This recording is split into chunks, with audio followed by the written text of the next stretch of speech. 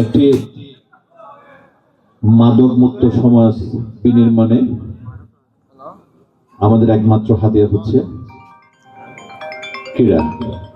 ক্রীড়ার মাধ্যমে যদি আমরা যুব সমাজকে এগিয়ে নিয়ে যেতে পারি, তাহলে শক্তিশালী মাদক সিন্ডিকেট এবং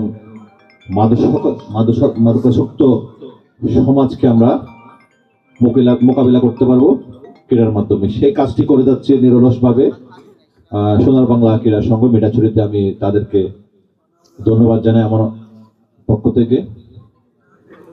গত 17 বছর এই ক্রীড়াকে দলীয়করণ, পারিবারিক তন্ত্র করতে গিয়ে আমরা অনেক পিছিয়ে গেছি। আপনারা জানেন, এই মাঠে এক সময় প্রতিদিন খেলা হইতো।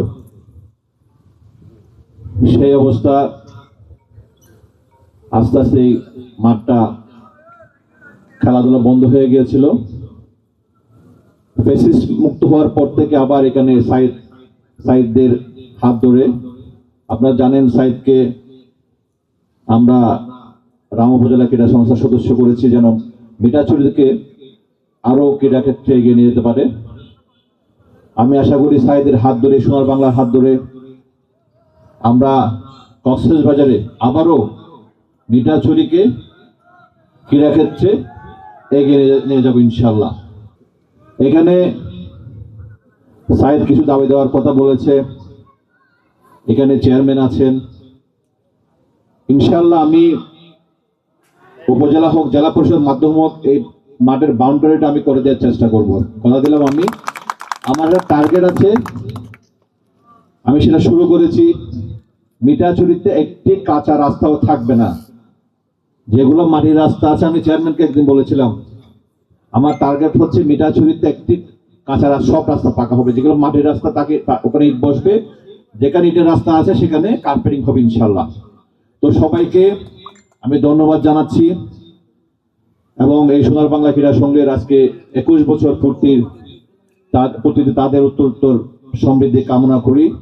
কলাতলী ক্রীড়া সংঘ এবং পানেছড়া ক্রিকেট একাদশ আপনাদের সফলতা কামনা। আজকে যারা বিজয়ী হবে তাদেরকে অভিনন্দন, যারা বিজিত হবে তাদেরকে অভিনন্দন। কালকে এরকম খেলা খেললে অনেক ছেলেরা ভালো হয়ে যায়। এখন তো আমাদের দেশটা এখন খুব মাদকে আসক্ত, বিভিন্ন কুকর্মে লিপ্ত। এইটার জন্য আমরা খেলাকে প্রাধান্য দিতে হবে। আমরা জনপ্রতিনিধি হিসাবে আমরা আছি, সবাই আমাদের এলাকাবাসীগণ সবাই সহযোগিতা করতেছে, সবাই আসছে। আজকে আমি ওদেরকে সবাইকে ধন্যবাদ জানাই, আয়োজকদেরকে।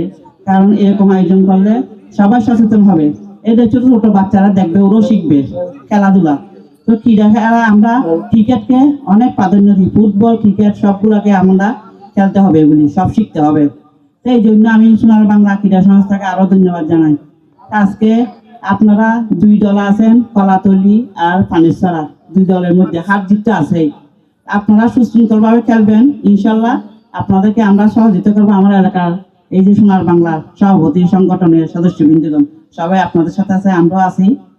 তারপর তোমরা এইভাবে যে খেলে যাবে, হার জিত কিন্তু হলেও কেউ মারপিট করবেন না, উশৃঙ্খলতা করবেন না। আমি চাই উশৃঙ্খলতা না হয় আমার ইউনিয়নে, কারণ উশৃঙ্খলতা ভালো না।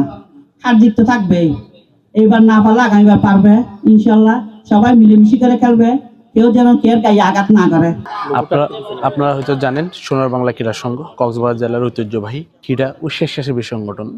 আমরা বিগত 2005 সালে উদ্বোধনকালের পর থেকে 11 জন সদস্যের হাত ধরে এটা প্রতিষ্ঠিত হয়েছিল, যারা পদাধিকার বলে বর্তমানে সোনার বাংলার স্থায়ী পরিষদ নামে একটা কাঠামোতে থাকে। তাদের হাত ধরে দীর্ঘ 20 বছর পর্যন্ত আমরা সফলতার সাথে এই টুর্নামেন্টটা আয়োজন করে গেছি।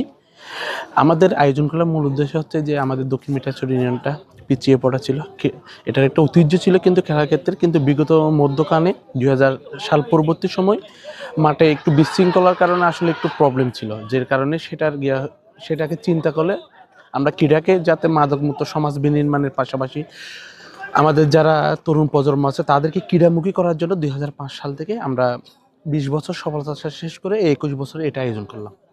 ক্রীড়ার পাশাপাশি আপনারা কি কর্মসূচি?